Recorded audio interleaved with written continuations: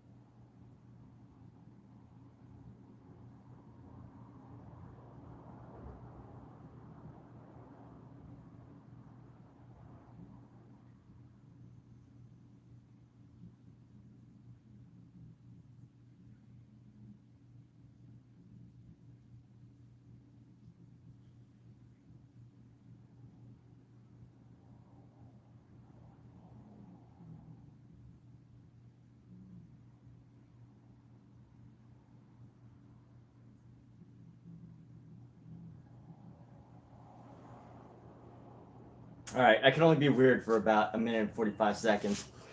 All right, so let's get started painting. This is not the painting we're going to be working on. I want to let this dry a little bit, and I have another piece that I should be working on. So let's go ahead and grab some gloves here. Safety first. Now, it's not that oil paints are, bad for you. Well, they kind of are bad for you. You don't want to eat them, right? It's not that they're like ultra harmful. It's just, if you want a long-term painting. What's up, Andrea? If you want like long-term painting, you want to protect your body. Your hands. You're working with really fine pigments, right? And these pigments are made of, I think, like heavy metals. So, well, not heavy metals if they're fined into a pigment, but the fact is that if you're using mineral spirits, if you're using oil, I can say lots of word wisdom, but I want to know why you want me to say that word.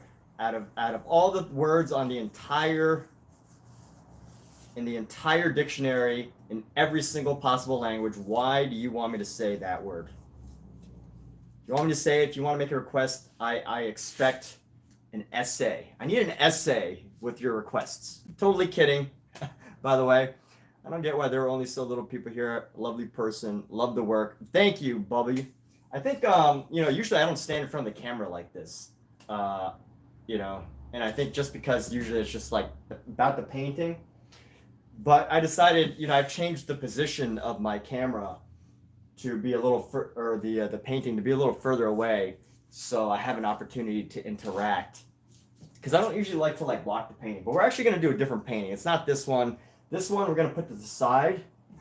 I don't know where I'm going to put it because it's 4 feet by 3 feet, and I just don't really have the space for it here.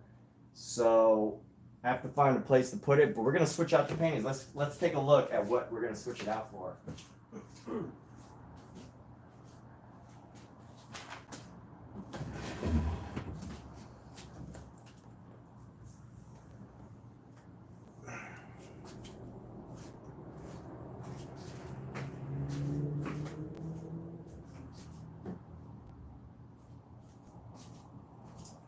So this is the actual painting we're working on tonight on a Friday night.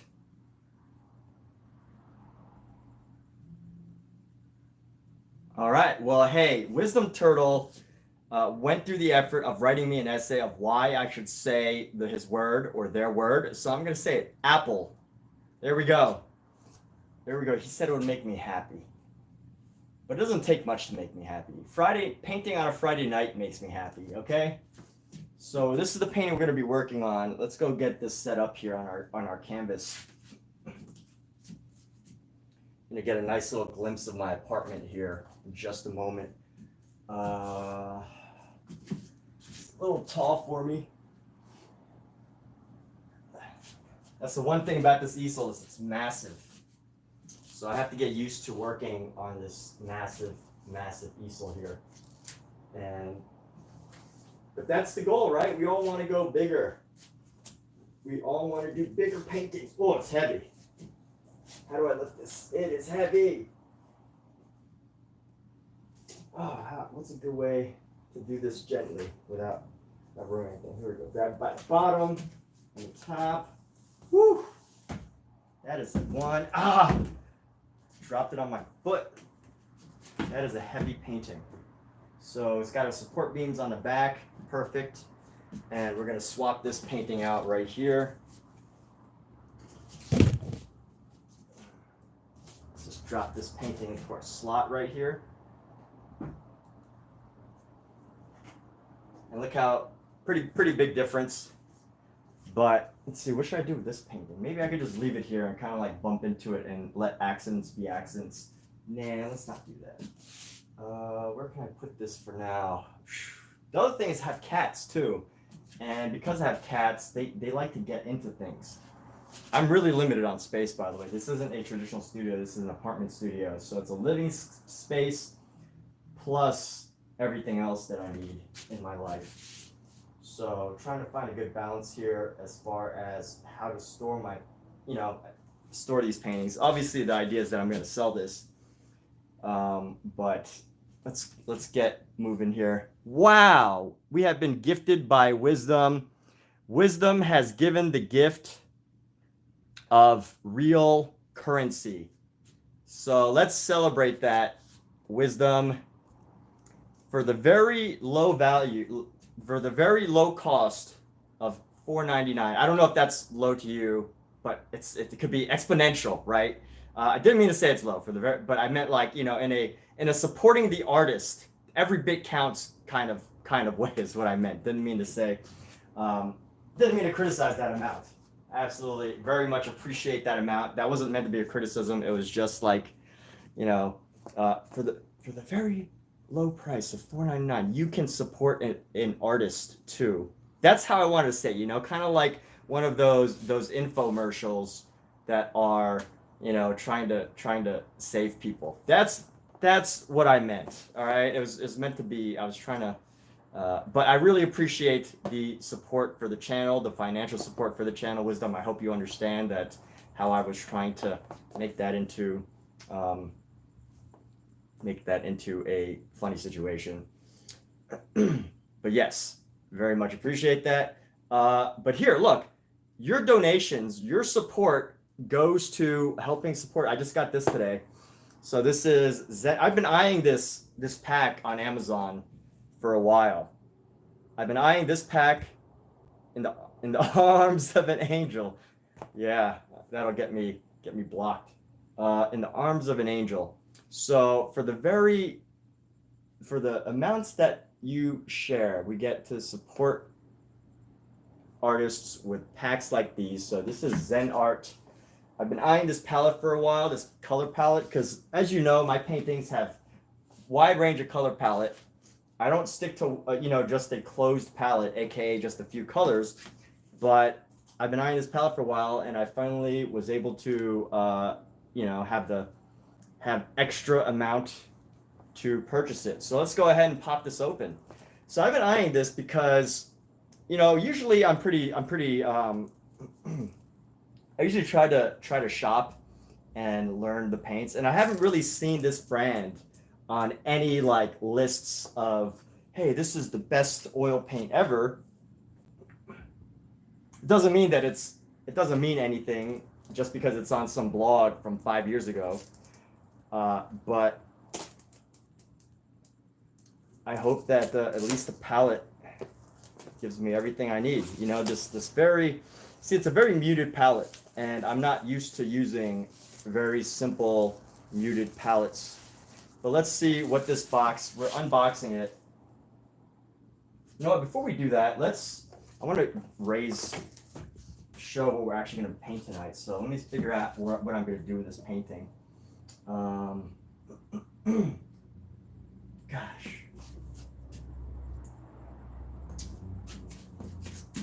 You ever struggled with an artist trying to find space for their artwork?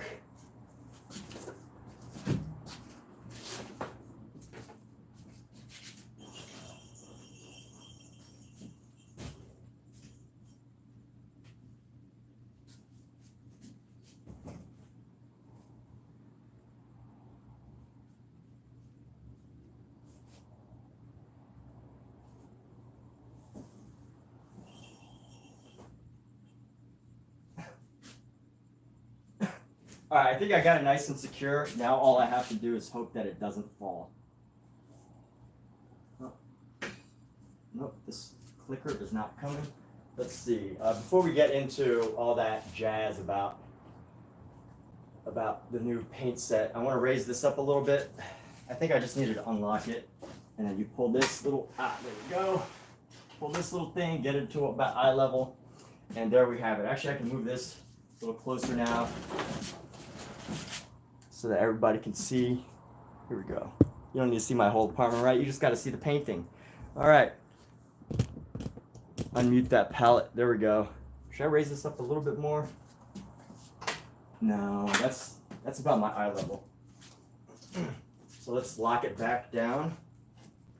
Lock it back down. So there's really two notches that you have to use. Oh, and sadly, I won't be able to reach this very top one.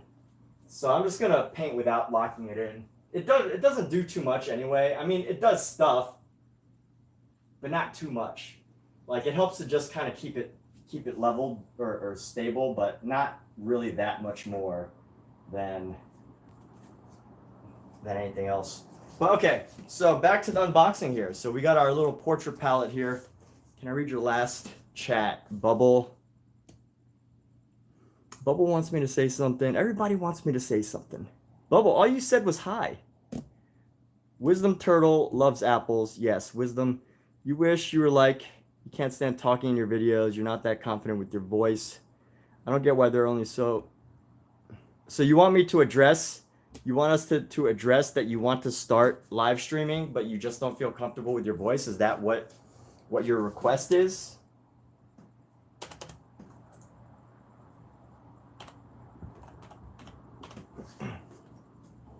No? Okay, well, feel free to clarify. It's hot in here. It's Los Angeles, and it's only about like 79 degrees. Well, let's go ahead and pop open this palette, inspiring the artist and everyone. Like, there's so many established brands. I feel like this is a much newer brand, so they will go through more effort to establish themselves. But the packaging is absolutely beautiful. I pretty much only buy I pretty much mostly buy like individual packs. But as far as packaging, I mean, look at this. This is Michael Harding. This is a pretty expensive brand from the UK. And this is the Zen Art Supplies brand. And just from the packaging alone, I mean, they put a lot of thought into it. It's absolutely beautiful.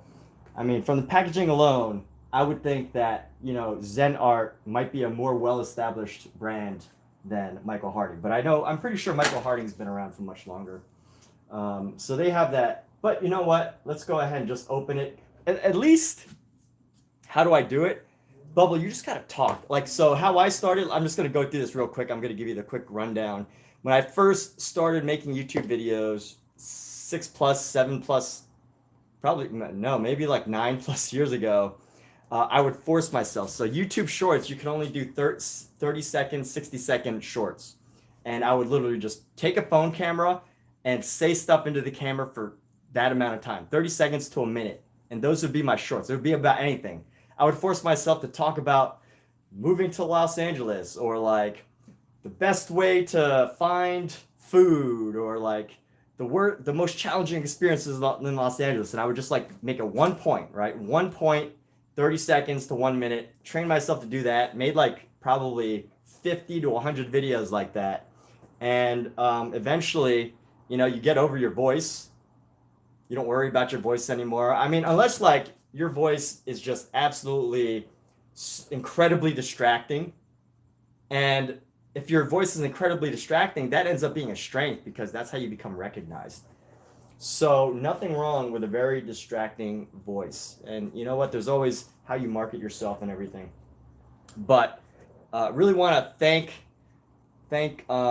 Wisdom again for the contribution to this channel. Really appreciate that. So here we go.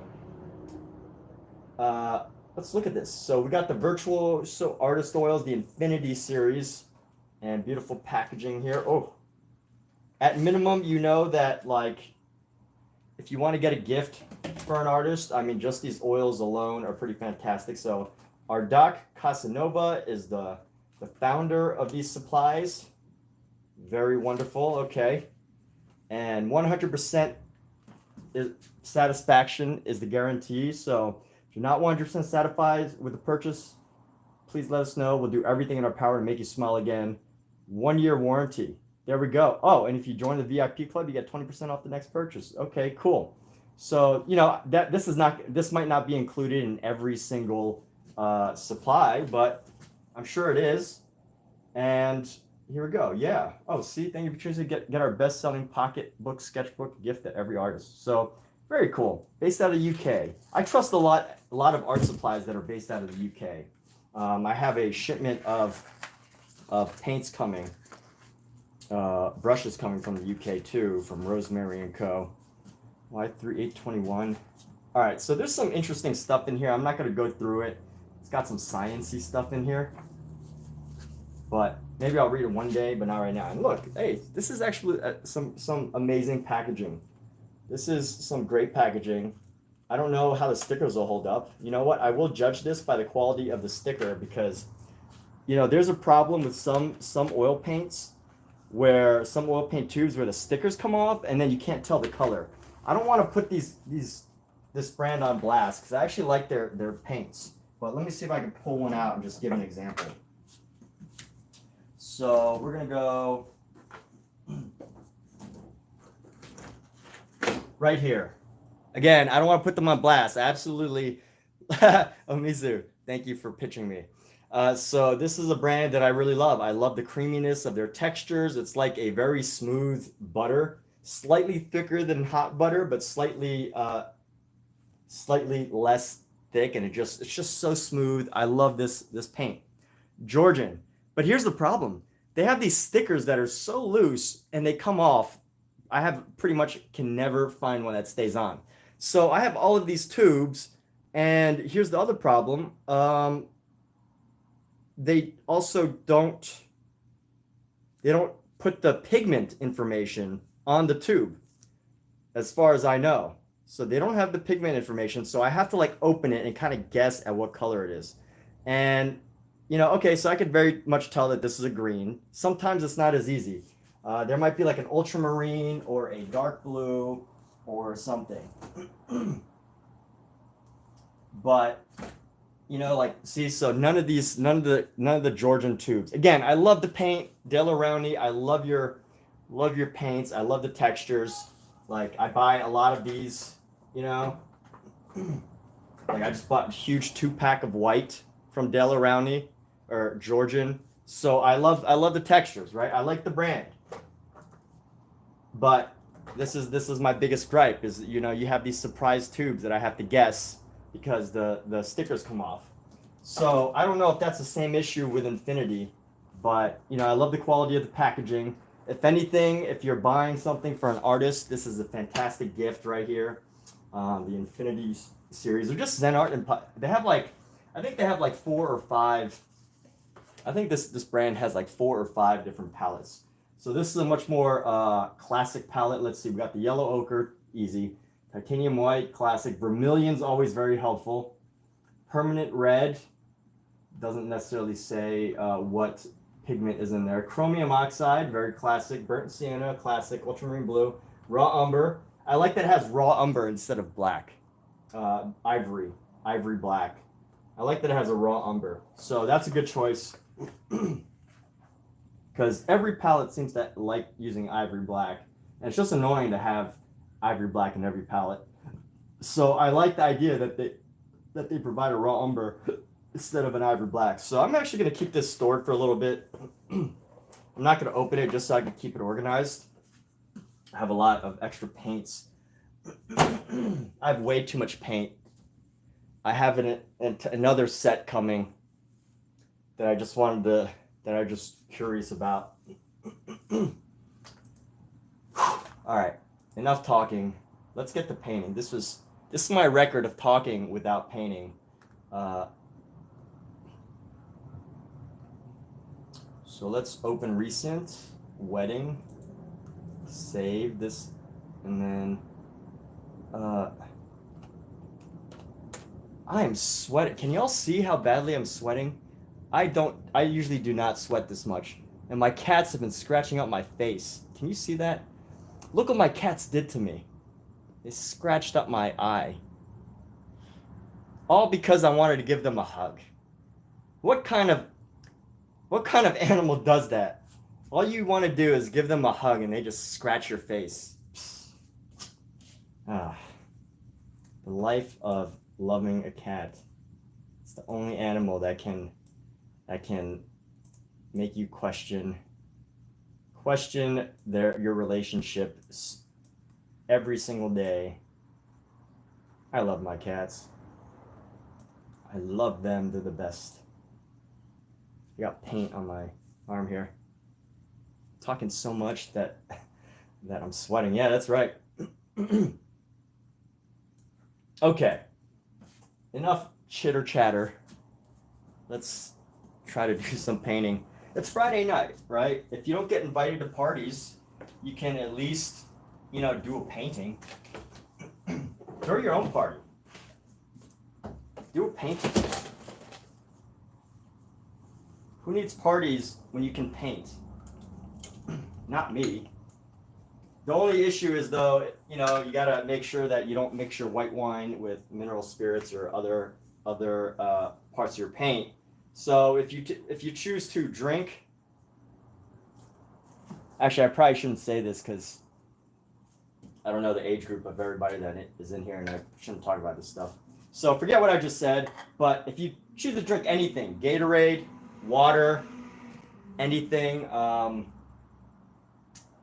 just do it responsibly and don't mix your paints or your mineral spirits or anything. In fact, don't drink anything while you're painting. That's the best advice that you can give. And that covers my butt in every single possible event. All right. So a couple things. I feel like I need to make this cup a little bigger. I can make this cup a little bigger, but there's really only a few more things I need to do. I want to tighten up these buildings, and I want to round out some of these plant shapes.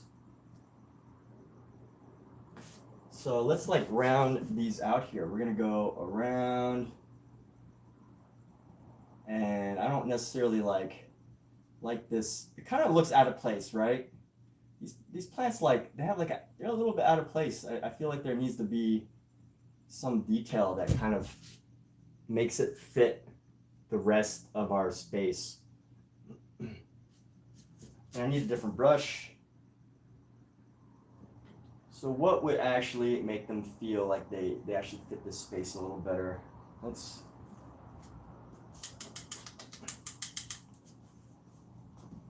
not drink solvents. Yes, your cat walks on your faces while you're asleep. Yeah, exactly. They walk on your face, and then they pretty much rub their butt, their tail with their butt right onto it. And there's absolutely nothing you could do about it. Nothing.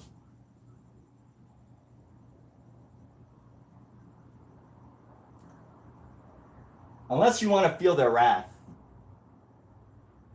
One time I picked up my cat off the table while we were eating, and she kept jumping up. So at some point, I pretty much just put her down on the floor and held her there for a second. Well, a couple seconds until she stopped. And an hour later, I was sitting on a couch, and she leapt over the couch, jumped on my face, and leapt off my face. And I can't say that she did that because she was mad at me, but I'm pretty sure she did that because she was mad at me for taking her off the table while we were, and then, you know, not just like taking her off, but like keeping her off and just like, you know, kind of like holding her off the table. So yeah, cats definitely do not tolerate any sort of disciplinary behavior.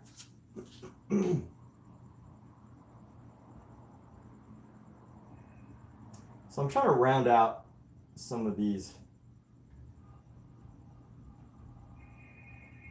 plant life here.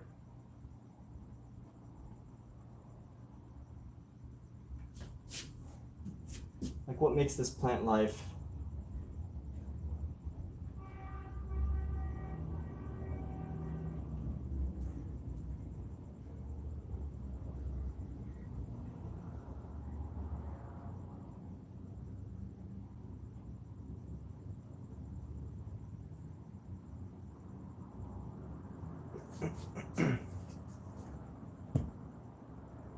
All right, so here we go. We're gonna keep working this. Maybe I could bring this one a little closer here. Let's see. Yes, I could bring it closer, and I need to lock in my wheels here.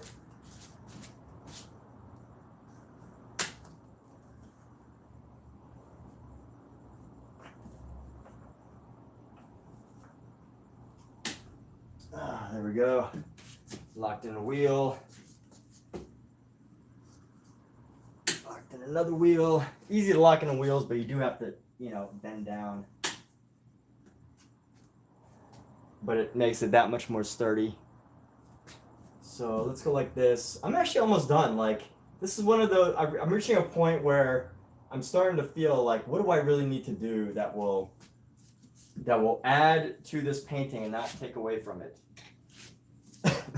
And maybe there's like a few details that really need work.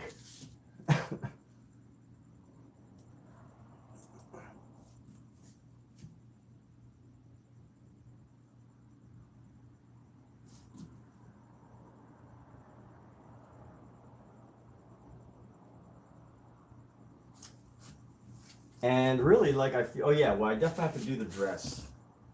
I have to do some work on the dress. So let me bring out my Georgian white. I got these in a 2-pack. Like, it's, what a good move. Why don't more, like, white is probably the most, has to be the most popular color in all of oil painting. In all of painting. Why do, and here's the thing. So there's these huge tubs of white. I think Bob Ross brand sells them, but there's these huge tubs that are like 500 milliliters. And the problem, the only reason I haven't bought one of those yet is I don't use nearly that much white. And I feel like because it's in an open container, you have to keep closing it. And like, I wouldn't want it to dry too fast. But I think if I had like huge canvases, then I might consider it. But for now, I mean, I feel like every brand that sells a white should sell it in packs of 2 or 3. Because I use so much of this. I'm already like 1/4 of the way through this tube. And I just got it. But maybe it's just me. I know maybe other artists don't use that much white.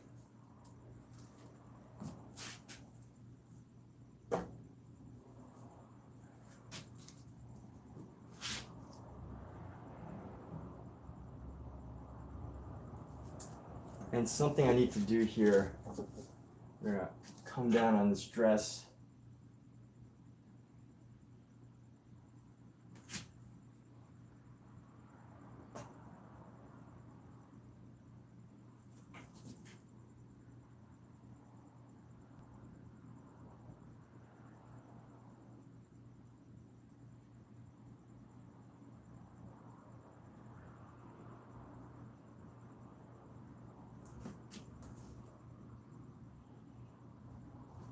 Let's see where we can find some curvature,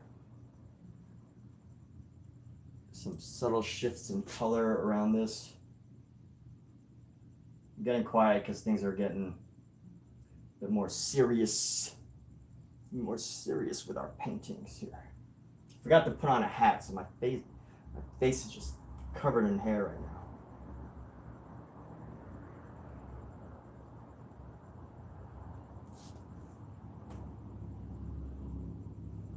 And let's see, we can keep this. Let's add a little bit of a crease right here.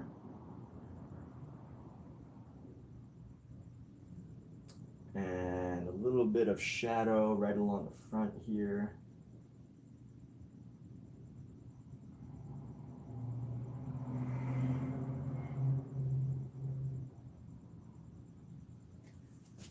A little bit of shadow coming through the back.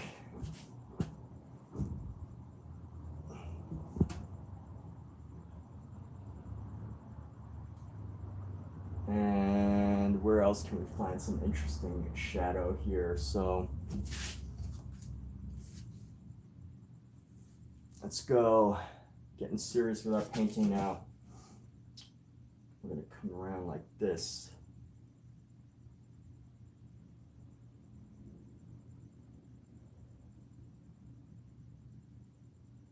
Come right up into this flower right here.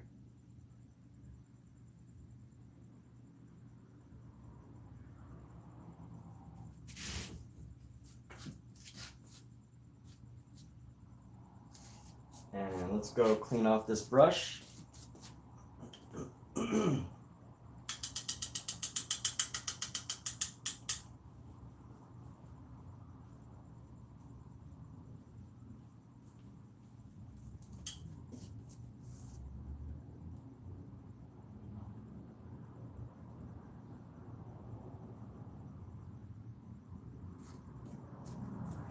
Let's bring in our white. Why is it still giving me a blue, which is unacceptable.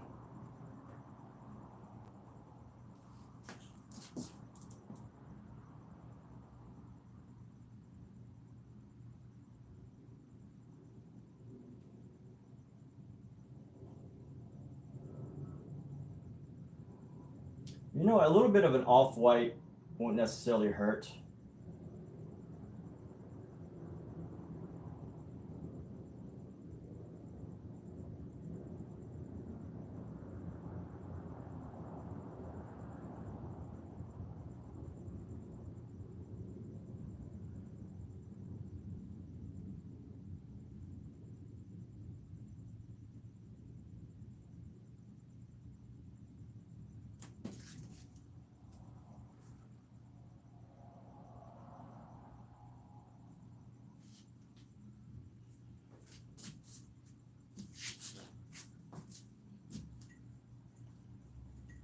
Let's clean this brush off.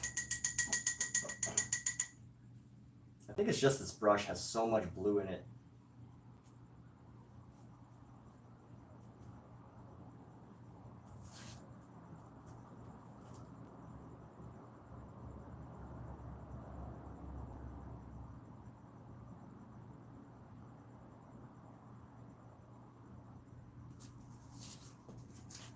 And let's go into here. We need some color variation in here.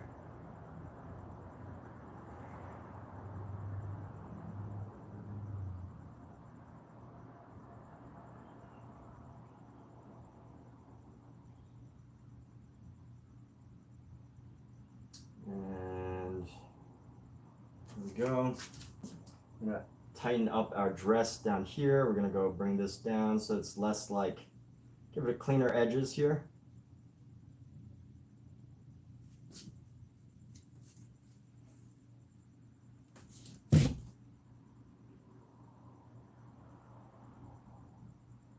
A nice clean edge.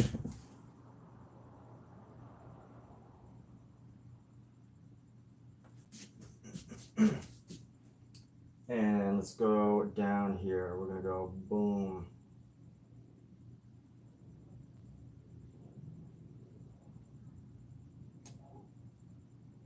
Let's go bring a little bit of white just to blend in this little crease in the dress here.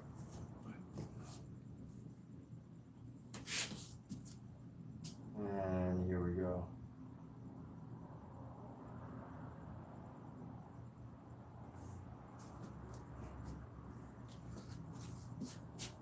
And here we go. We actually can paint some of this into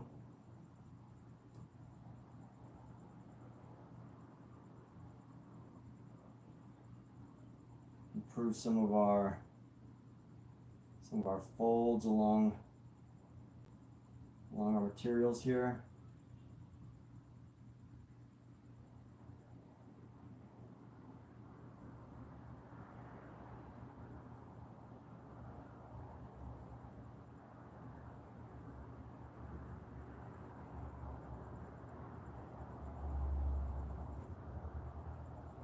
And we're gonna add some white onto this.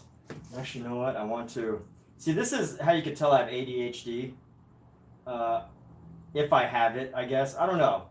Actually, you know what? I don't want to diagnose myself or anybody. I don't want to give anybody the idea that, you know, that this is a diagnosis. So please scratch what I said about this is how you know, because you can never really know until you talk to a doctor. Always speak with a doctor. This is not medical advice. But what I was going to say is, like, you know, the fact that I constantly switch from like section to section.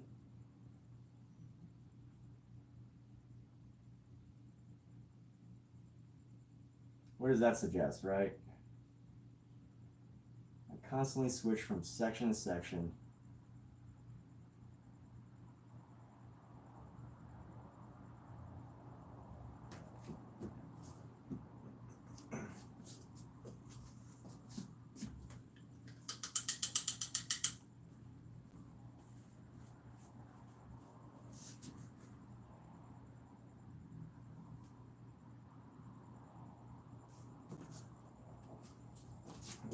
Carve this up here.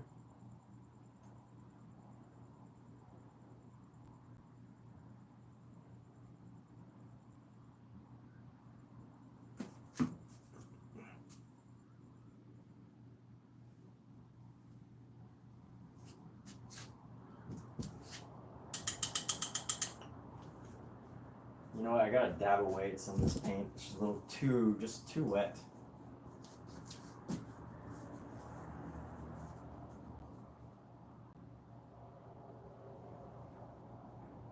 Is this even a good idea? I've actually I don't do this often. This wiping away of paint. Let's take this brush. I'm gonna smooth it out.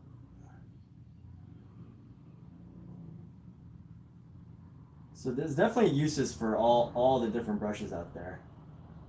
Definitely uses. Like this brush that I'm using right now, it's a very delicate brush, and it's a Rosemary Co brush. It's a badger hair. I think it's great for smoothing stuff. And then there's other brushes that are really good at like pushing stuff away. And I don't want to move in. And you know what? I can feel myself like starting to move into this area of like too much painting over things too many times. So I want to avoid that, and I want to, you know, get to these paintings and get to these sections of the painting here. And here we go. Let's go ahead and just blend this in, this little section right here with our white.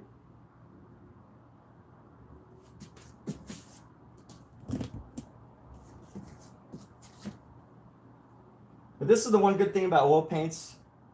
You know, I know like through TikTok videos and Instagram videos and reels and everything, when you see a painting that I've been working on this for a little while now, the expectation is that, well, like Bob Ross actually was probably one of the best painters of his technique of being able to like create beautiful landscapes.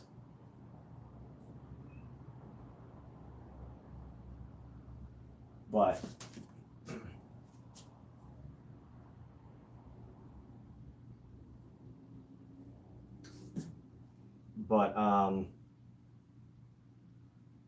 you know, I don't think the fast paintings are the norm of how, you know, paintings are typically made.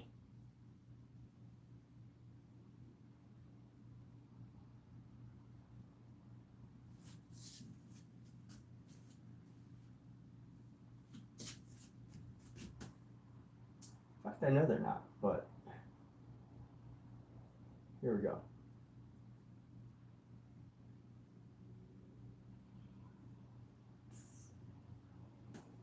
Okay.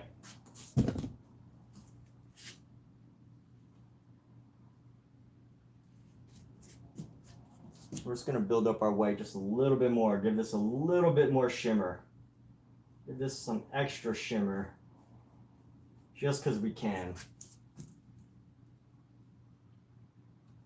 We will give this dress extra shimmer. Maybe a little too much.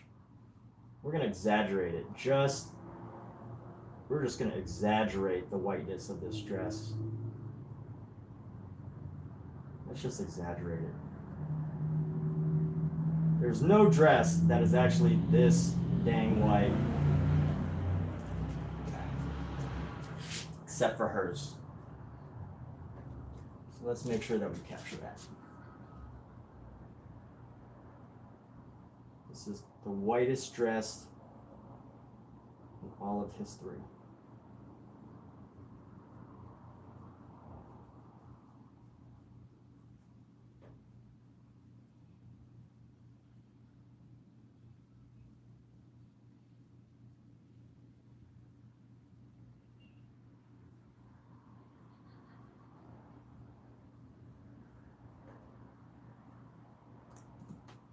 Whitest dress you've ever seen. Honestly, and now it's starting to come off a little too flat. So we will find some subtle variation along the way here. That's the goal, but you know, you got to start with something. So let's find a little subtle variation in our creases here. Let's try to find some places to add extra creases.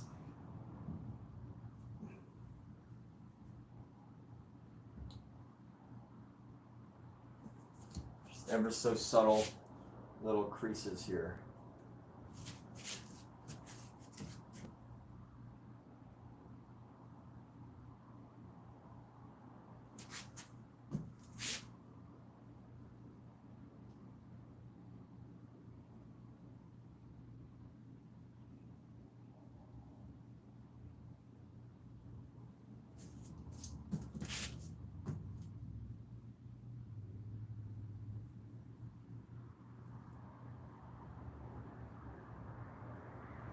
And I'm holding this other brush, I don't really need to.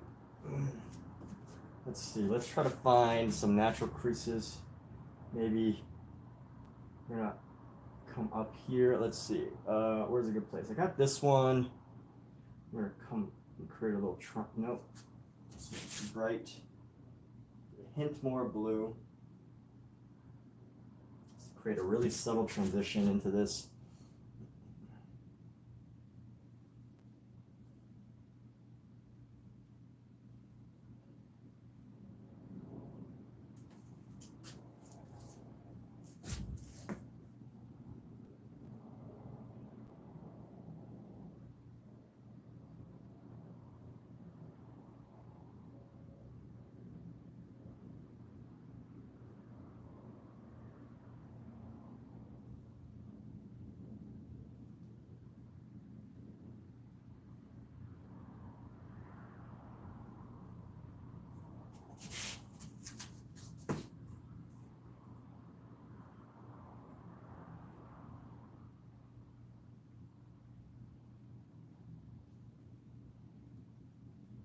It's a nice line right there. Let's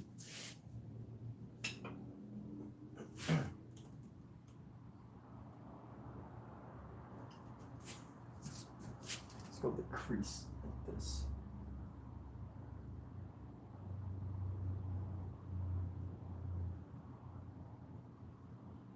There we go, there's a good little crease.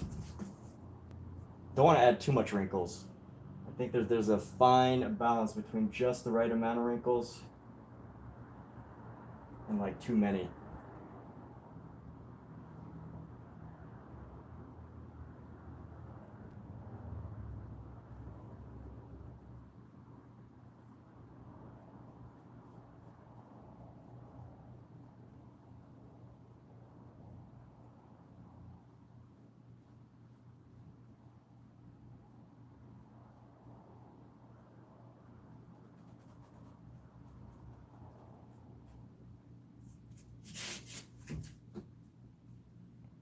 There we go. These blues are actually looking pretty good from a distance.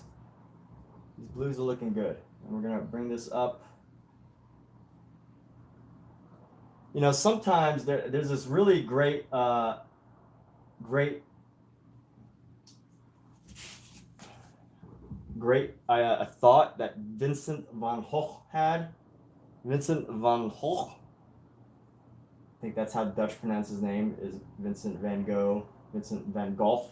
Vincent van Gogh is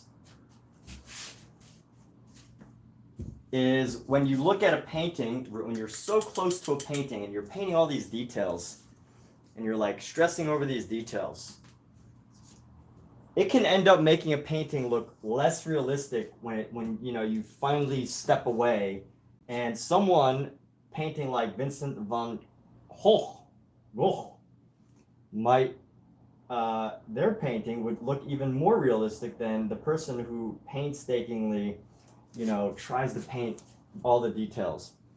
And I have to remind myself of that sometimes. You get super into the weeds. But really, if I step away, let me look at this from, you know, the other side of the room. I gotta kind of walk away, walk around.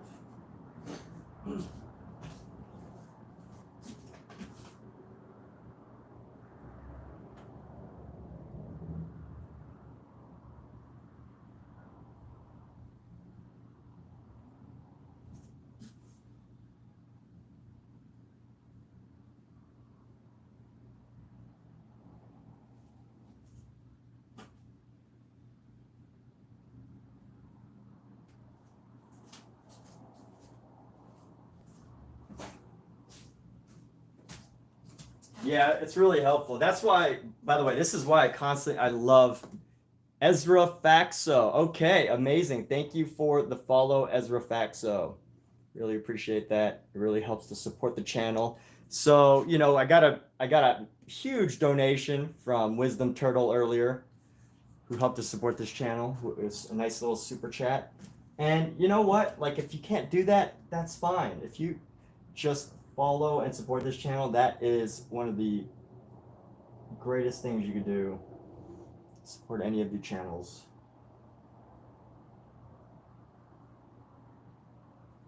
It's absolutely fun. So we're gonna add some creases into here, so just some natural creases. We're gonna use a blue to create our crease.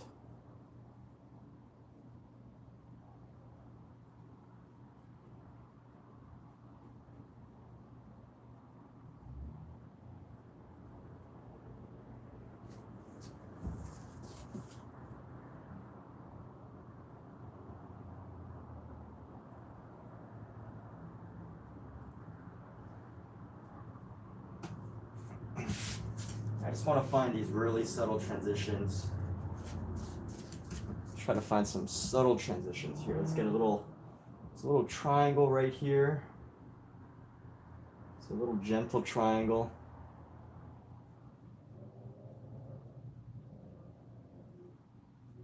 I don't even think you can notice that, but I noticed it. I'm gonna try to add a little blue, a little bit more blue, and we're just gonna go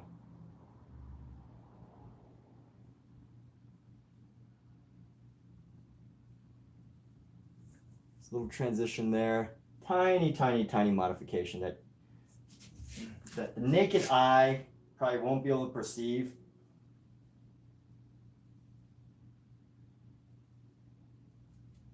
But you know, I heard Francis Bacon. I think Francis Bacon said this quote. It goes something like, you know, a photograph is something that you hang and you like it and you see it, and it's there, right? The difference between a photograph and a painting is that a painting is something that you wake up to, and like a few years down the road, you'll notice something different about the painting. And that was ultimately the difference. So that's what we're going for, you know, just these little subtle details that can make a huge difference.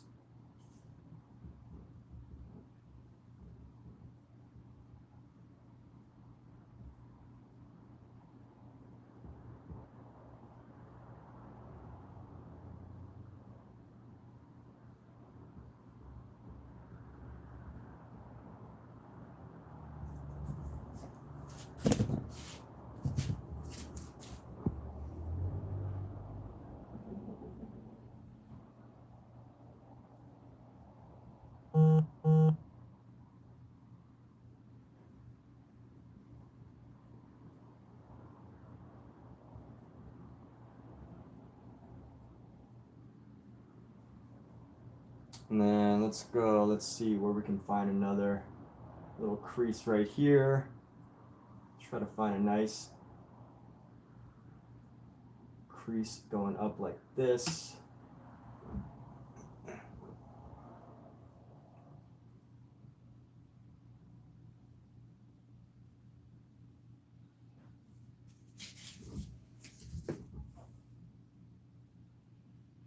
And then let's see, what's another little section? We could get a little triangle going right here.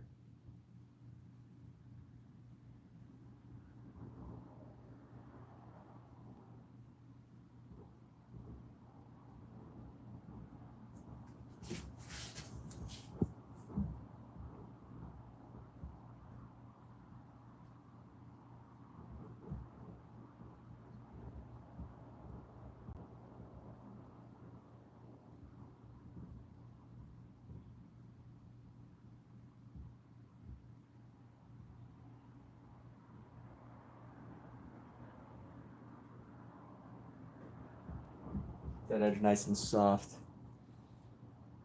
I'm still figuring out if I really want to have all these creases or if we're just going to normalize them. This crease right here could be a bit more subtle.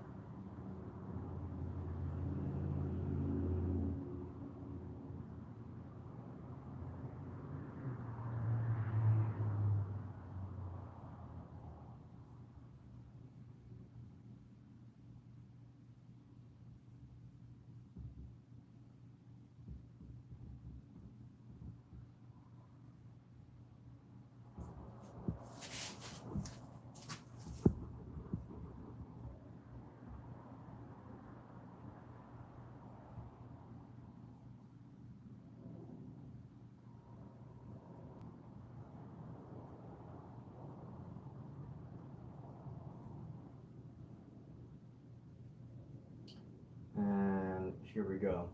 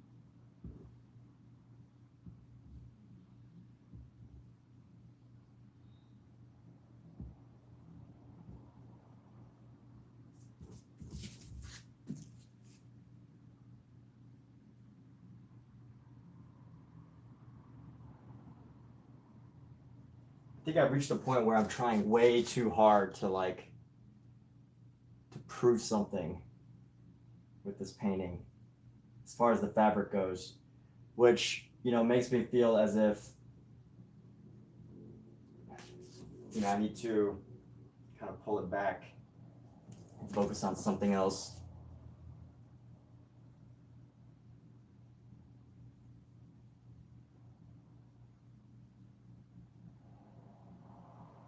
That's just me though. I mean, there are some artists that paint fabric professionally and which I think if an artist thrives on painting fabric, they should definitely consider wedding painting.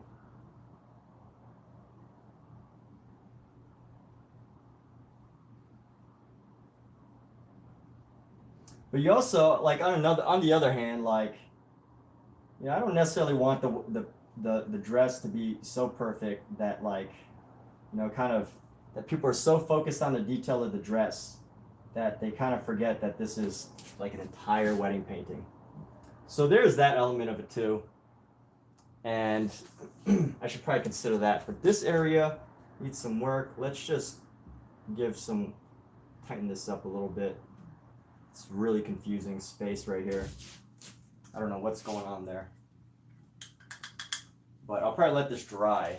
You know what? I like the dress where it's at. So we're gonna go ahead, and Ezra Faxo has joined the stream. Let's see what we can do. Well, this is blue. That's not bad. We can add a couple of little highlights, a couple of lighter highlights along this. Let's actually reduce the whiteness of this area. I'm gonna tone it down a little bit.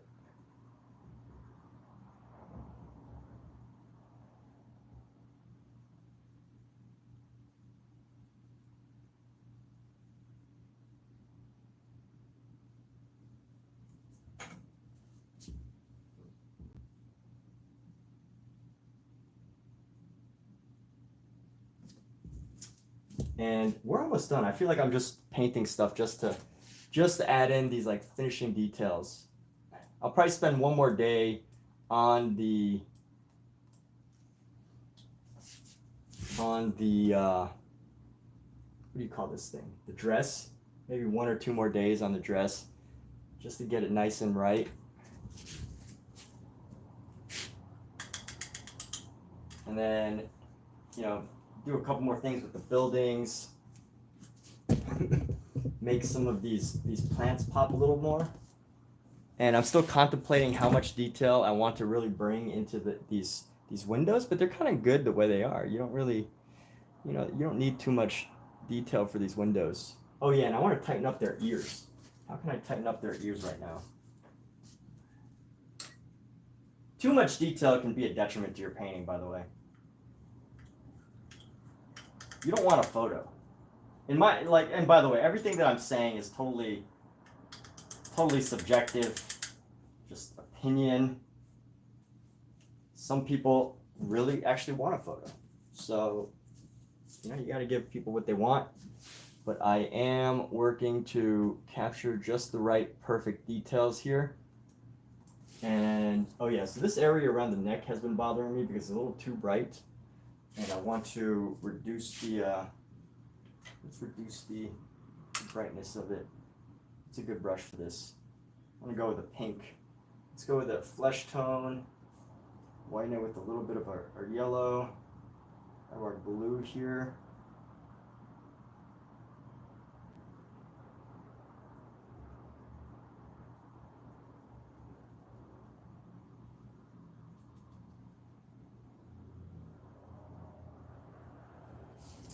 Let's see. Ooh. Hey, can someone who's tall help me reach this thing? All right, I gotta get a stool, people. Let me grab a stool. Oh, here we got a chair right here. I don't want to move the cameras. I need a stool.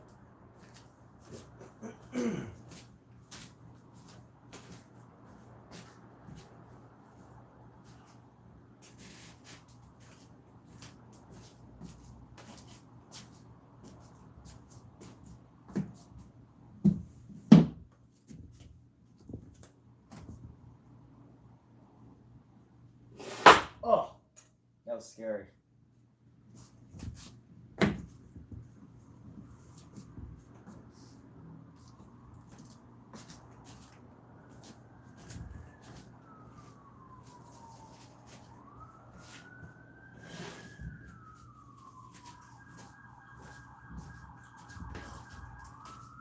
In case anyone's wondering, the reason why I needed to bring it down was because I need something to rest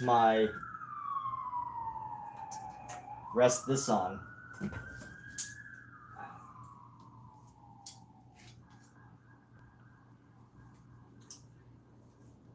So I need something.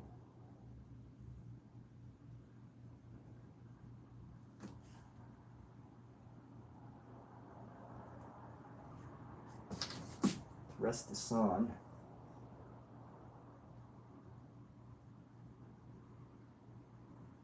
This will give us a nice little highlight around the neck here.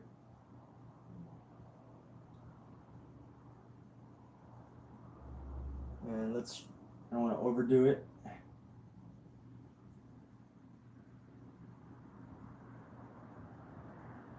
And I need to do some touch up on his face.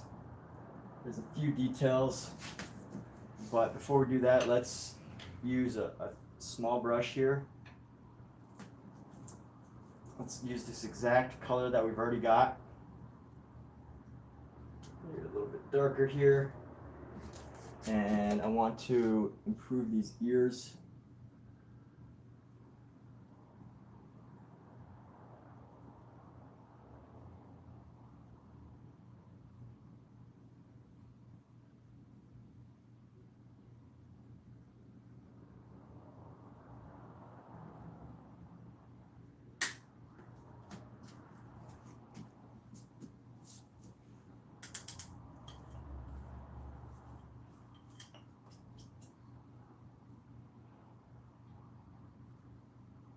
Let's see how I can use black to really shape her ear a little better.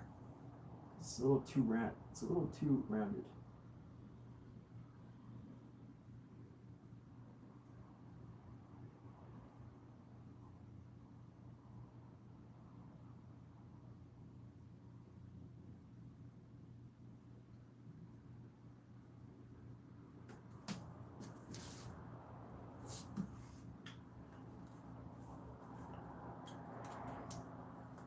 Paint up with a little bit of shadow under the neck.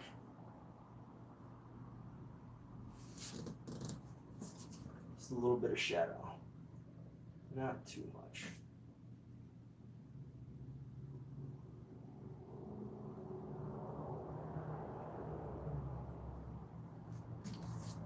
Just to bring the ear up a little bit more, just right.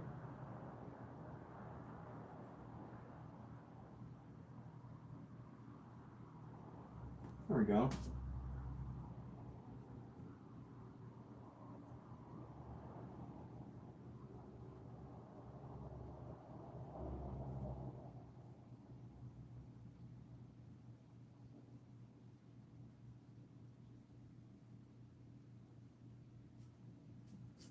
Okay, and then now we got to work on his ears. So got a little bit of, got a lot of shadow coming right here.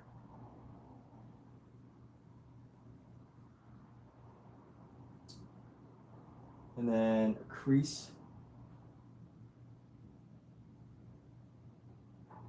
and across.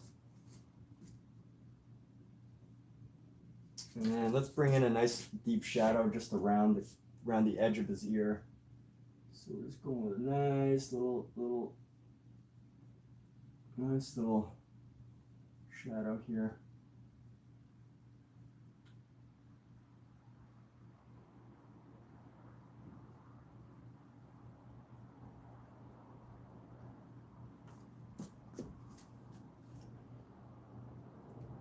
I don't think anybody can really see that, huh?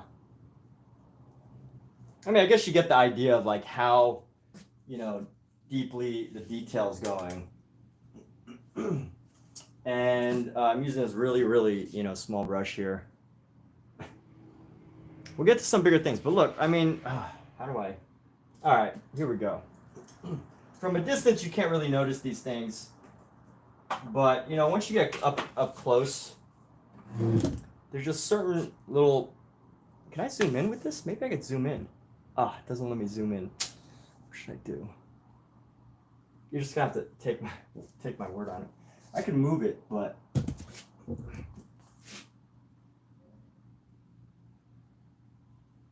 I could move it. That might create. I'm gonna have to move it right back. I'll show exactly what we're talking about in a second or two.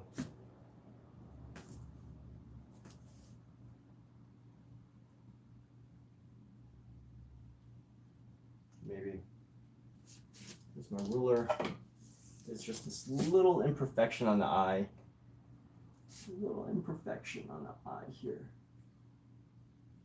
Oh, that's not dark enough. Go a little darker. A littlest imperfection. Can't have that. Can't have that. Nope, nope.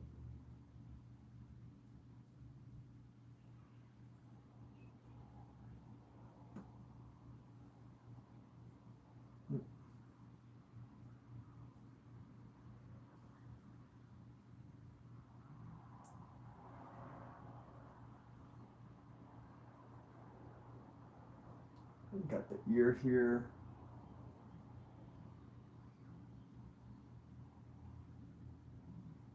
Chin's looking good. I don't want to mess around with it too much. Maybe just get right into the collar with this.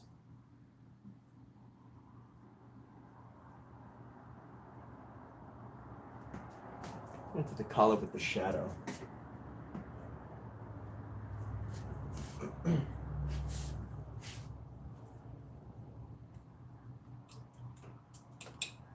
And then let's go, let me do this. Blend it up.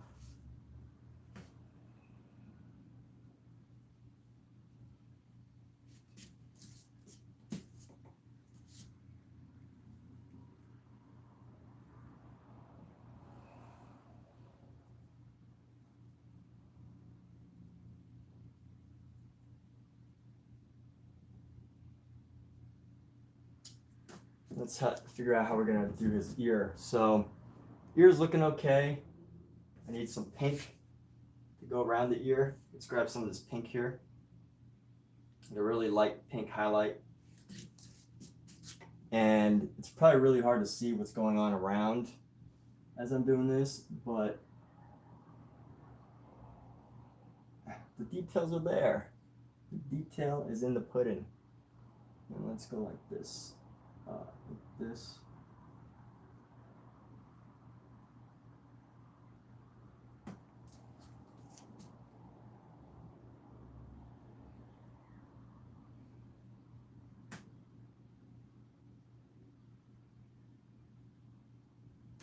Let's see how that looks on camera from a distance. If it looks okay from a distance, then that's cool, because you know, it's not always about these like super minuscule details that, you know, few people will ever, you know, no one's gonna really truly get this close.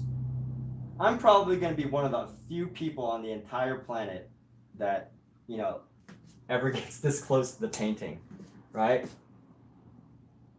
Probably, honestly, that's probably the truth, is like visitors, their friends aren't gonna like, you know, walk up to the painting and get their breath on it. And if it ever gets into a museum, no one in a museum is ever allowed this close to a painting. So, you know, that's kind of a cool like benefit of being an artist, right? Like as an artist, the things that you paint, you get to get as close or as far as you want to a painting. And if it ever does reach the level of a museum, you're gonna be the only person who gets to get as close as you do. So there's that. What a benefit to being an artist, huh? If that's not worth it to someone, then I don't know what is. But all right, let's do this building. There's some things that I just avoid. I can't get myself to like just focus on these dang buildings, which, why can I not stay focused? I think the main thing is there's so many more important things that I feel are gonna add to this painting other than a building, and I just don't feel like doing them. But here I am. It's not that I don't feel like doing them, it's just like,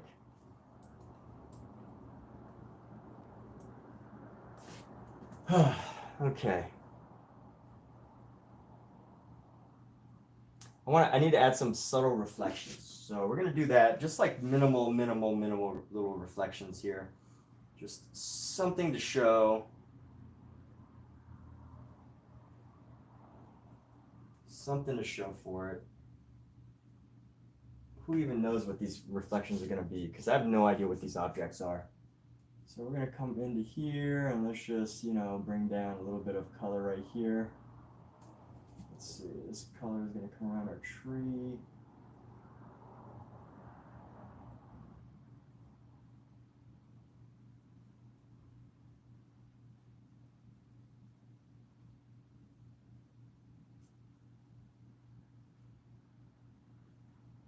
A little bit of color variation.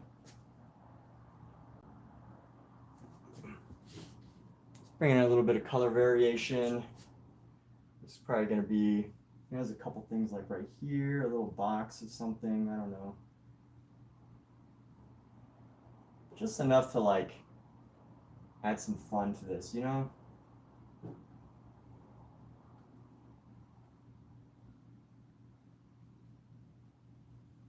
It's not about the reflections. It's not about flexing so hard with my reflection painting skills. Just enough. Just enough. That's the key. Just enough.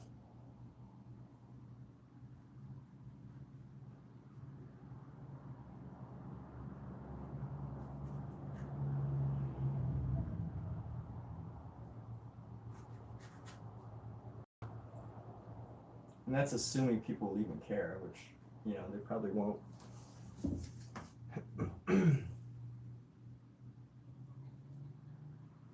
Here we go. Here's something we got to do. We need to bring this piece out a little bit further. So this is a gray that we had. And I need to bring this out just right there.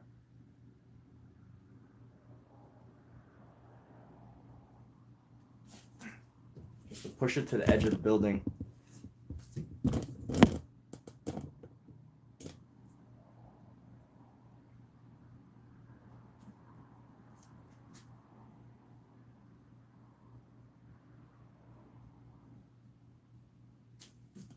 Let's do a nice black line.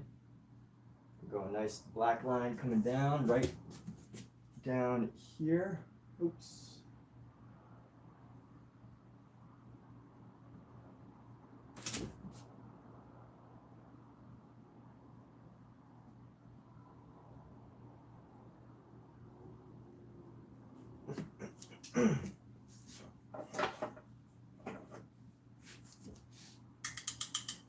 Does this look whimsical? Is that a good word to describe this painting? Whimsical? A whimsical wedding.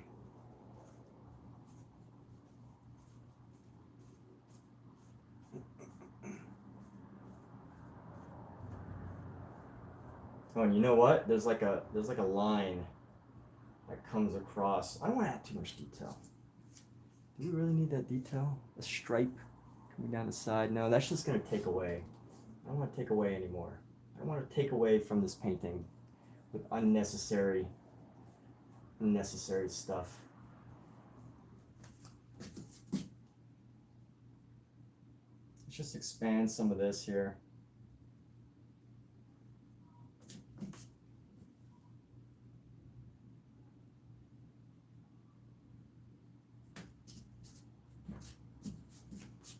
Just gonna go two reflections, two nice line reflections coming across right there. I don't exactly know what these are, but they're reflected in the window, and I'm just gonna paint them just cause.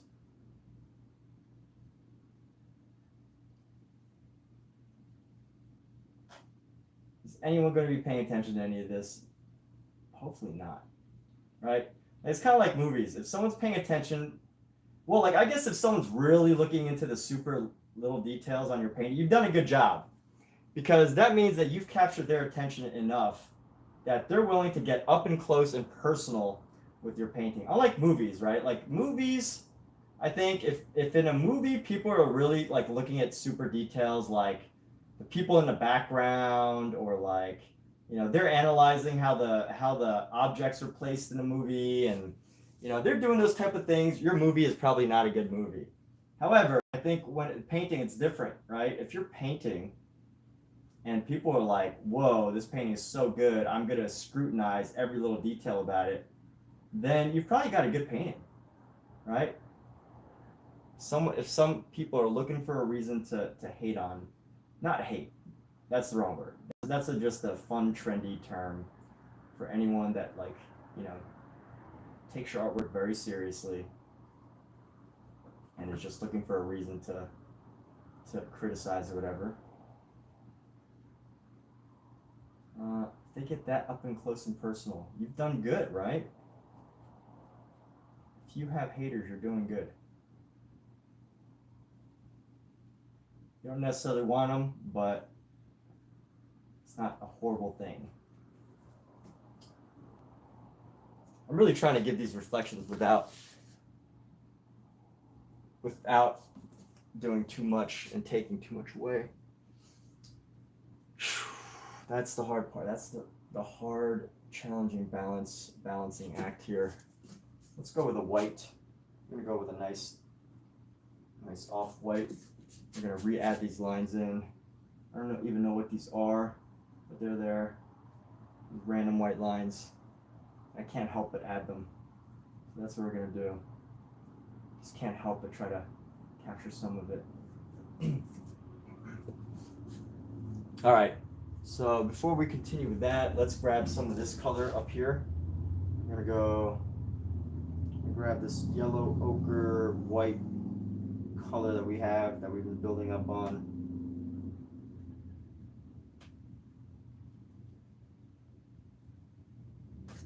And we're just gonna paint the rest of this building right up to here. So this is gonna end like right here.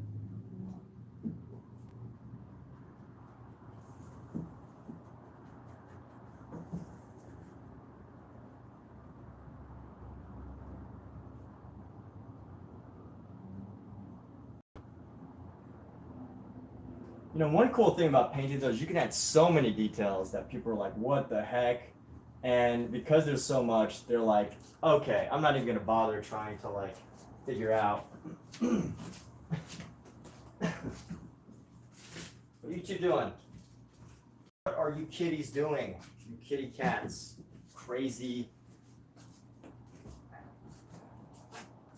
little kitty cats. All right, I'm gonna paint the top of my canvas now. So I need to step on a stool, and hopefully I don't cover too much of the camera. I don't want to cover too much. Are we covering too much? No, we're not. I'm just painting the top of the canvas. It's not. You're not missing anything, anybody. Nobody is missing anything. So let's go. And this is like totally personal choice, by the way. You don't ever have to really paint the top of the canvas or around. It's just personal choice, especially because I have a feeling they're probably going to get it framed. So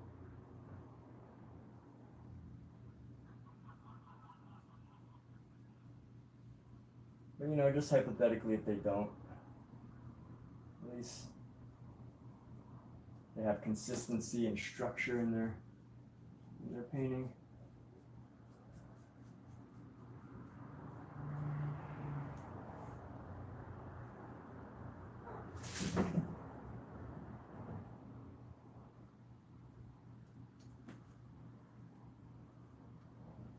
All right, got those buildings. Let's grab.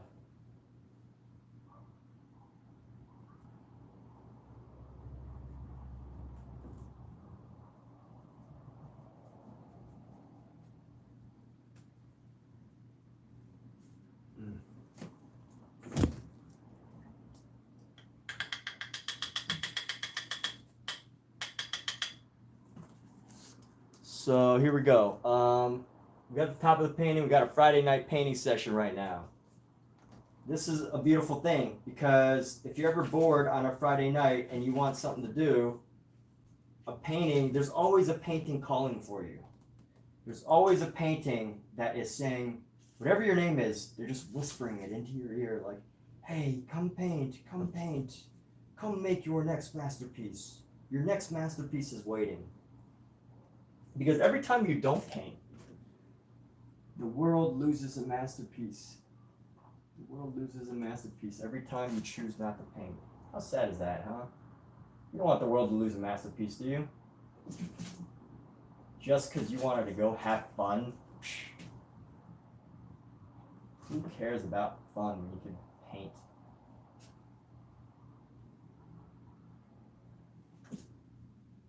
Alright, and we're going to paint the rest of actually, let's get this little piece right here. These details aren't too important. It'd be nice to be this tall. This is probably about 6 foot. Right now, I'm probably about 6'7". But 6'7" must be pretty good height to be, huh? I'd love to be 6'7".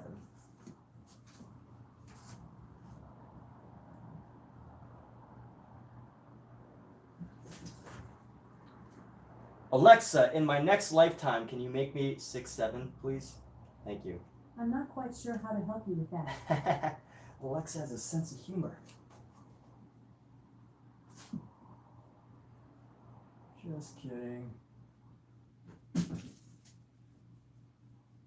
However I was born is absolutely perfect.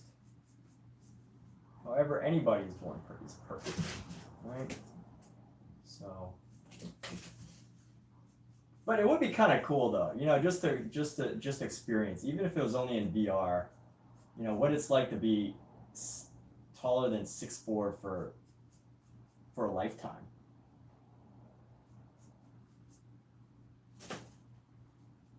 It must be pretty sweet. I don't know if anyone has any experience in that area. Feel free to share your thoughts.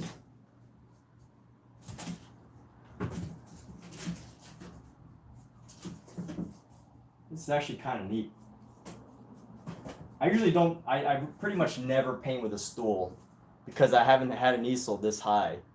So this is really new to me, and I do feel as if it's different.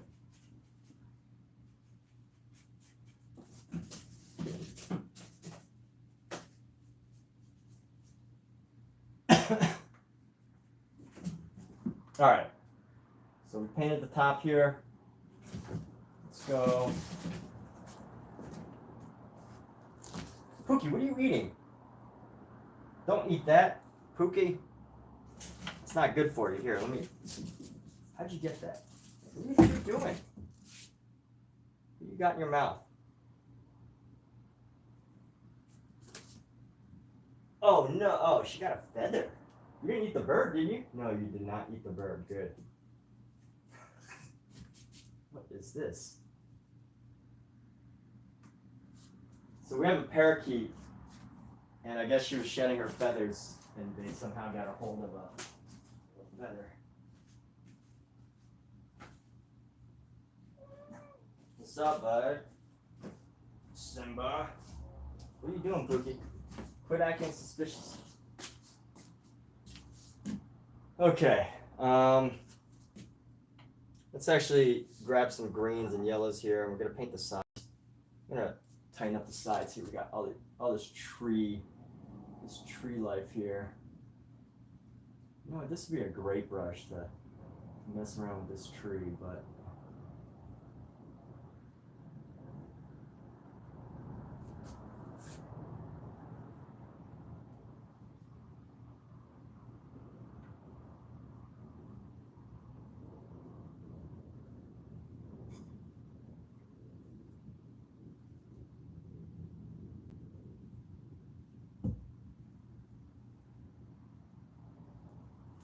all right, clean off this brush. Again, for the 500th time. I clean my brushes a lot. Pretty much between every single use, I use some mineral spirits. So let me share about my cleaning process. Now, when I first started painting, I actually did not know. I was trying to use all these different ingredients like baby oil and like different oils and like, you know, handmade hand soaps and all these things. I even tried like vinegar because I know oil and vinegar don't mix. But I think what that really led to was really, really bad damaged brushes real quickly, like pretty much overnight. And although some of my brushes go bad overnight still, I have this process now. I mix between mineral spirits. So these are some mineral spirits. I currently use pine, Tuscan pine, and oil. So oil, this has a little spring in it that I can actually wipe my brush on. And this one is just mineral spirits. You got to keep this in a closed container, sealed container. So the lid, so this is really important. The lid actually creates an airtight seal, which is really important because mineral spirits, although they're odorless, even if you use odorless mineral spirits, maybe use turpentine, I don't know. You know, depending on your environment, you want to have this extra seal, because just because you can't smell it doesn't mean it's not affecting you. I have gotten headaches, and I don't know if it's always from painting, but I do feel as if I spend too much time painting without any ventilation, and I'm really like working with paints that are very mineral spirit heavy, I sometimes get a headache.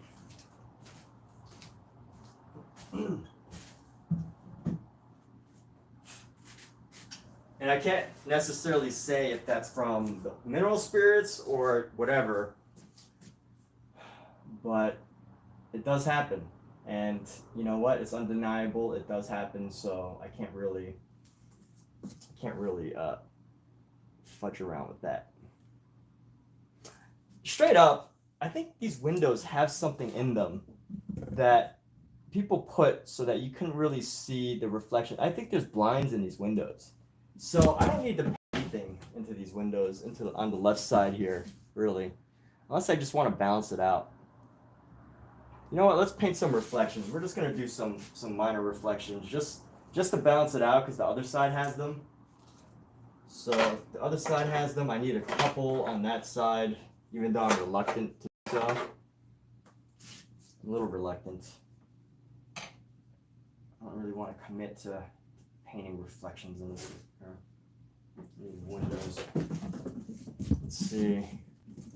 Let's have some reflections up here, just a little darken.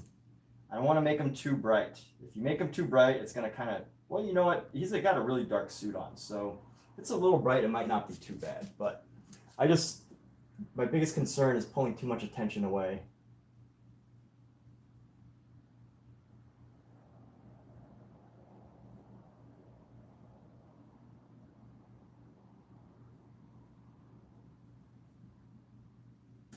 I think, you know, a little bit of reflection will give good contrast.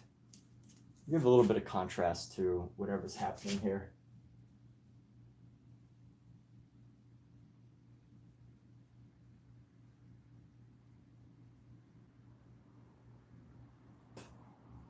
Got stuff in my mouth from the window.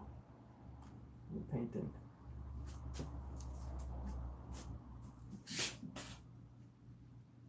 Let's go a little bit darker and even gray. Let's grab some of this gray. Lessen the blue here. And this blue contrast, let's see if we can go.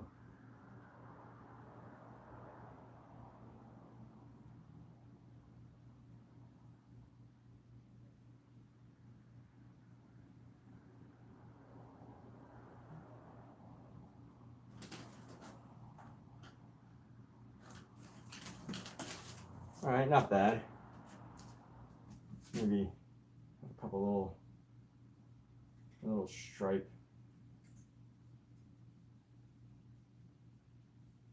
I don't even know what those are. What should I do about this window? Because here's the thing. So my reference, this is what I got to figure out, right? So my reference actually has,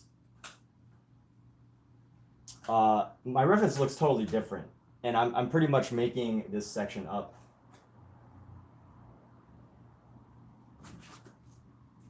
Based on reflections I could see. And I'm just trying to figure out, do I really need extra reflections, or, you know, are they just distracting? I really need them. Do they add or do they take away? But I will say I could probably go, because the other side has them, so I feel like this side has to have them too. And these are problems that no one can really solve for you. This is where painting gets fun though, right? Like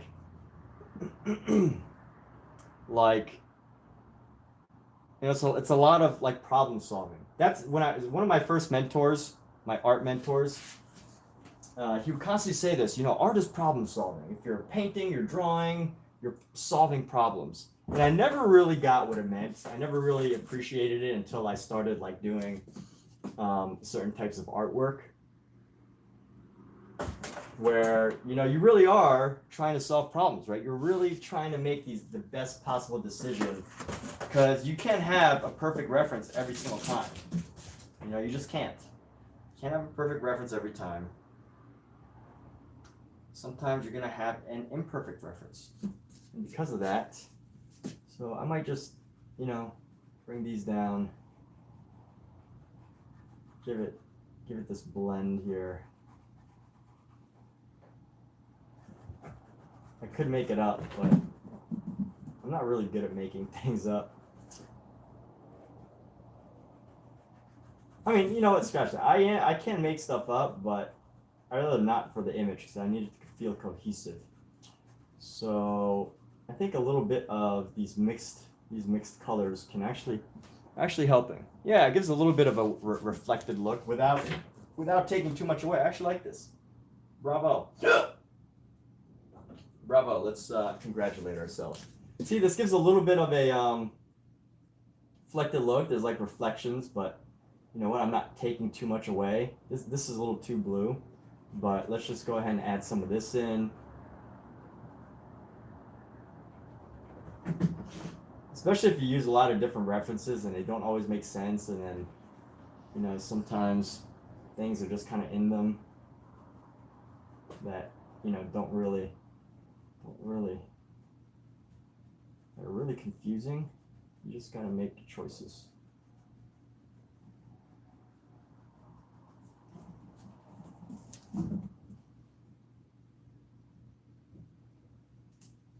Yeah, go down on his back here.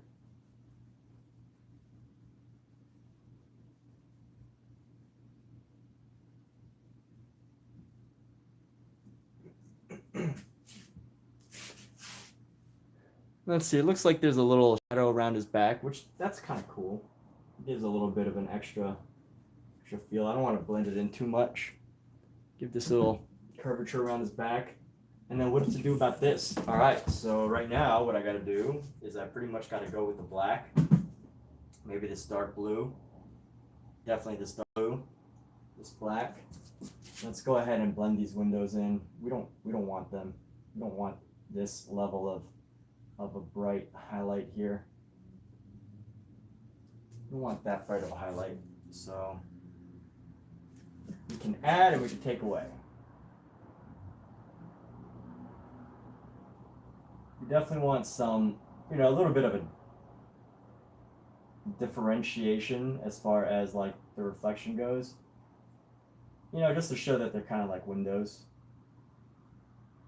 But I don't need them to be as bright as they were.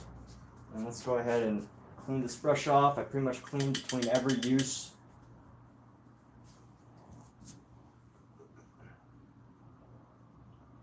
There's some decisions that are great if you make them from the beginning, right? Like, but I'm constantly experimenting when I'm painting, constantly finding the best possible options. But that's the beauty of oil painting. You know, if you're oil painting, you have time, which, you know, who doesn't have time when they're oil painting? If you're oil painting, you should definitely, you know, be like, hey, I might spend weeks on this painting, or I might spend months on this painting. And I'm not talking about like bored months. I'm not talking about spending months that you're just like, oh, this is boring, but like, you know, months on a painting, just building and improving, modifying.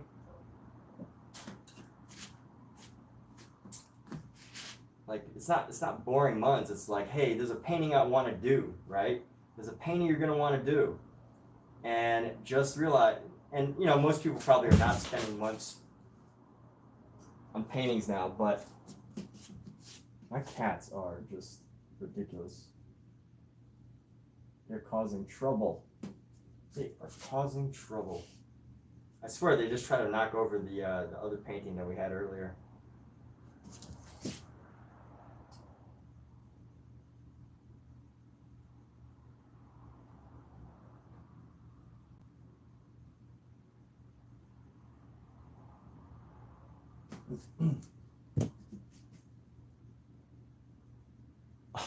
Just painting this section.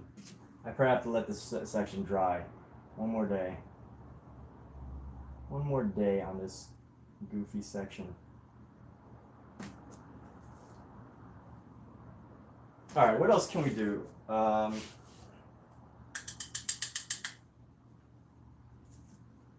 What else can we do? And here's the thing too, like I've already communicated, you know, let's talk about like art as a business, right? As far as I know right now, my client is happy with this painting. And I do feel as if I had just turned this in either tomorrow, they would be okay with it. But there's certain things that I still want to add detail to. And certain things that I feel are necessary to improve. And just some subtle details on these buildings to just make a huge world of difference. So let's actually add some blue here. I'm gonna go down the side of this building. Gray blue. Let's go with a gray blue here. Go down.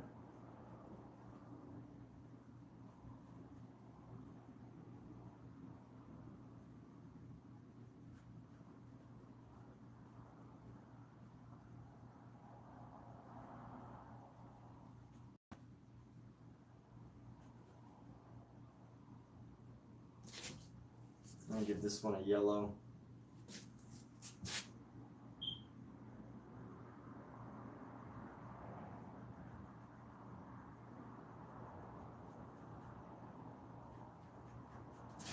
Let's give this some more yellow. I want to keep it cohesive.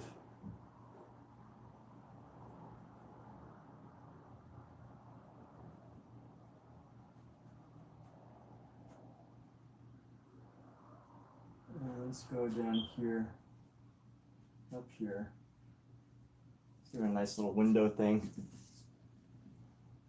And what about over here? What about on this section? There's some windows here. Let's go down with this.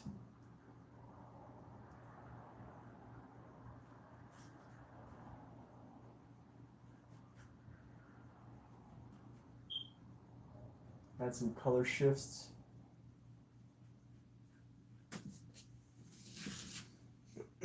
And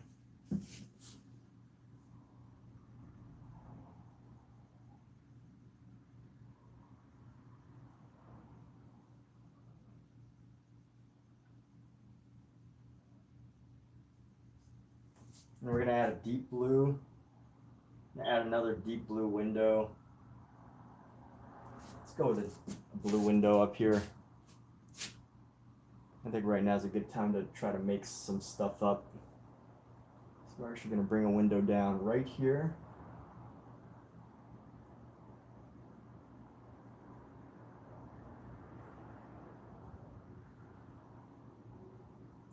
At the same height length as this other window. And then bring this all the way up.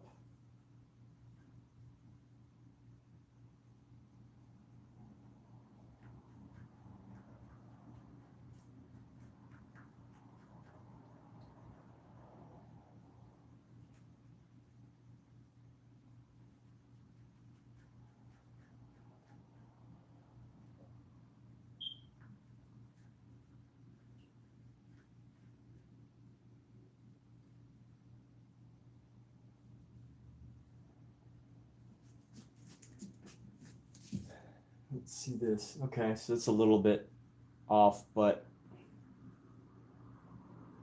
you know what, we can add a black outline, and that'll pretty much give us the detail we need. So let's do that.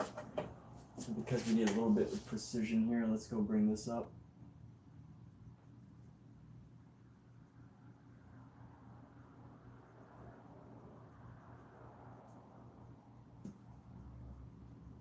Let's go right down here.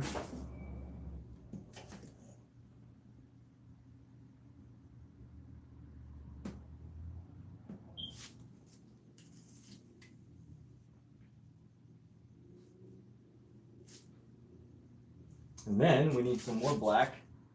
Let's grab our black, our ivory black. We're going to come down right on the side of this window here.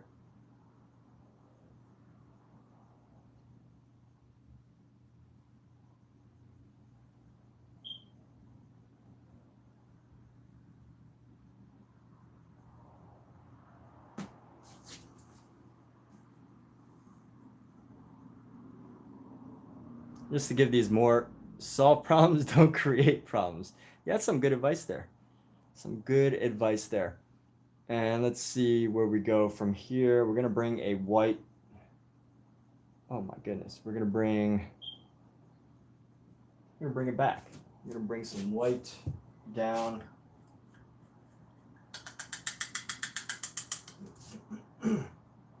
That's good advice for me because I tend to create lots of problems when it comes to painting. Some very unnecessary things that just come up. Go highlight right here. You know, we're just gonna leave the rest yellow. And how's this looking? Looking good, baby. Looking good. Looking good. All right. All right. All right. Bride and groom are looking good. Bride and groom are looking good. Maybe let's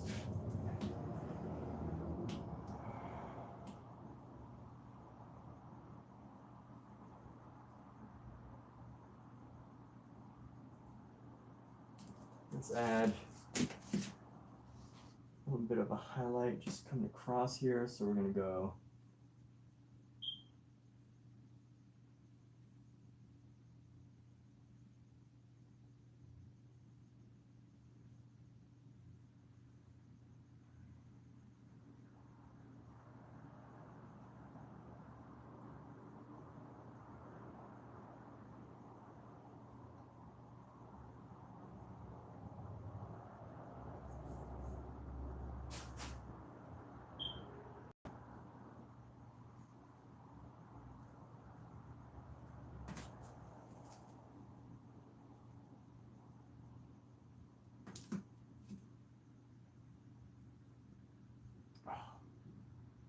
I need to stop painting for the night.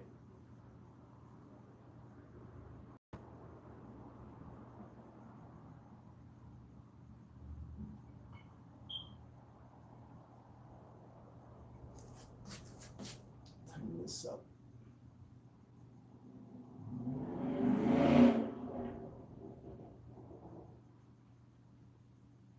All right, we're gonna wrap up here soon.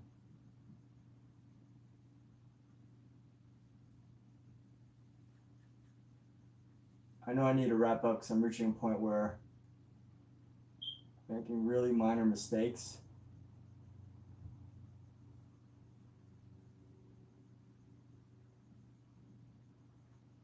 It's not horrible, not bad mistakes, but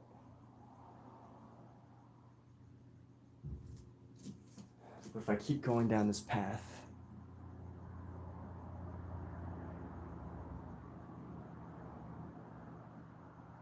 there can be issues. All right, so, all right, we're gonna wrap up for now. But that is our Friday night painting session. It's very, very exciting. I love painting. If you don't love painting,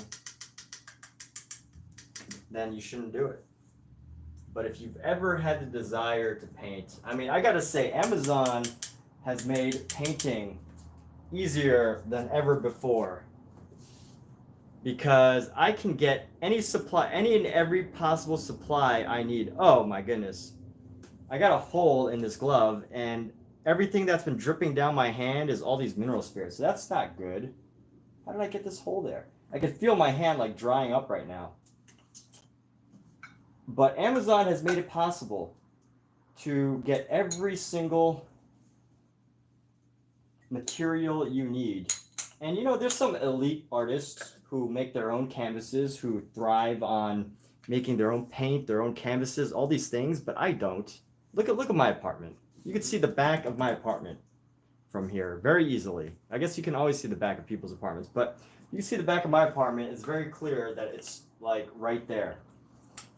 And you know, when you don't have a full garage, when you have a significant other, a partner, girlfriend, wife, husband, other, cats, dogs, you know, you don't have the luxury of having a little workshop to make your own paintings.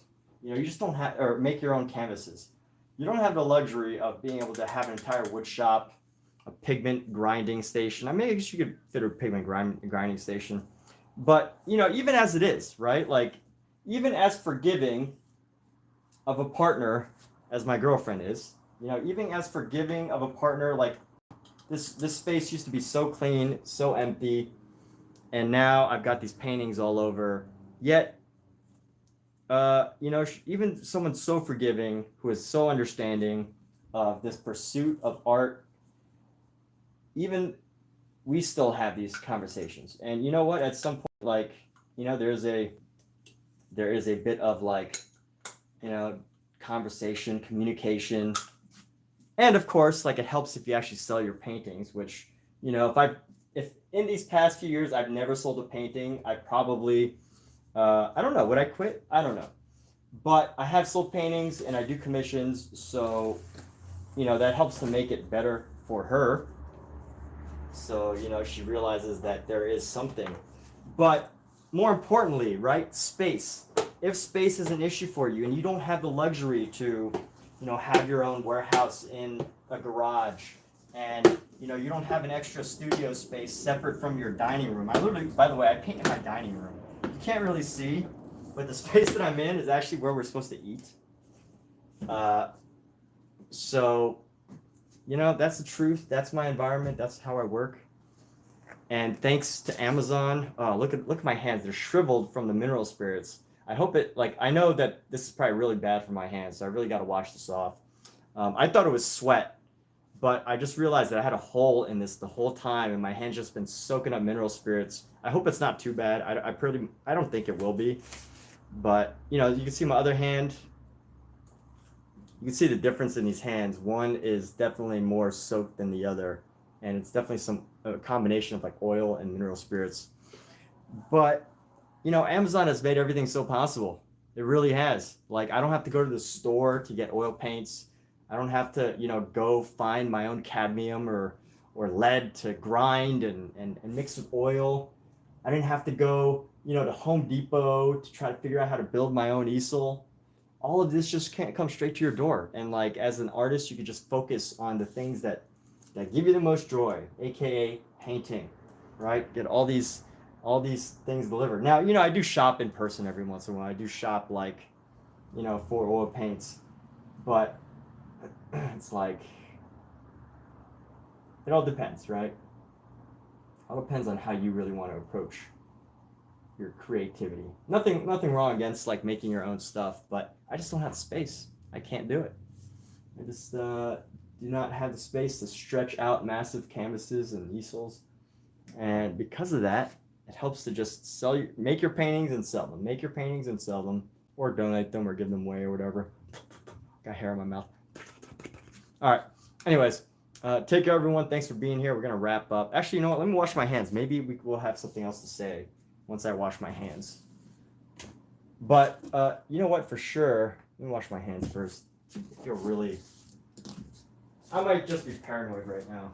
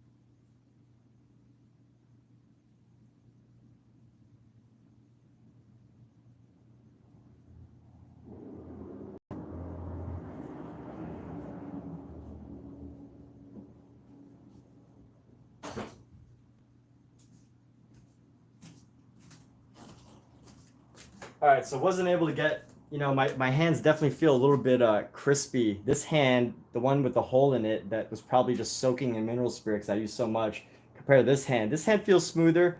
This hand feels a little bit rougher. I'm definitely, I feel like I probably need to lotion up this hand because I am concerned. Honestly, I am actually concerned about how mineral spirits will affect my hand. This one, yeah, this hand definitely feels smoother. Anyways, let that be a shared lesson. Always, that it is. I don't know if this is actually happening because of mineral spirits or just from all the sweat in my glove, but who knows? Mineral spirits are not good for you. So if you can't avoid using them, by the way.